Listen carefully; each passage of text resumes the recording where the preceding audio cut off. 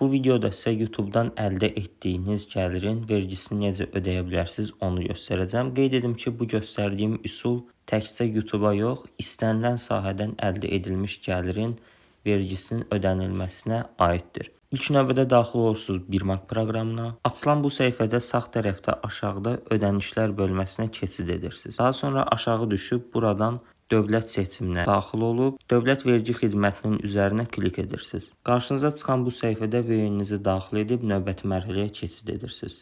Qeyd edim ki, bir bank vasitəsilə vergini ödəməmişdən əvvəl qeydiyyatda olduğunuz vergi idarəsinə yaxınlaşıb öz hesabatınızı dövlət vergi xidmətinə göndərməlisiniz. Və yaxud da ki, onlayn qaydada da hesabatı dövlət vergi xidmətinə göndərə bilərsiniz. Açılan bu səhifədən özünüzə uyğun olan vergi kateqoriyasını seçirsiniz. İlk növbədə Dövlət Sosial Müdafiə Fondunun ödənişini eləyirsiniz. 51 manat 75 qəpik. Bu məbləğ əksər vergi ödəyicilərində eynidir. Gördüyünüz kimi DSMF-ni ödədiniz. Daha sonra isə keçirsiniz icbari tibbi sığortanın ödənişini etməyə. İcbari tibbi sığortada yenə də sizə verilən koda uyğun olaraq ödənilir. Məndə 124 300 olduğuna görə bu kodu seçib 13 manat 80 qəpik icbari tibbi sığortanı ödəyirəm.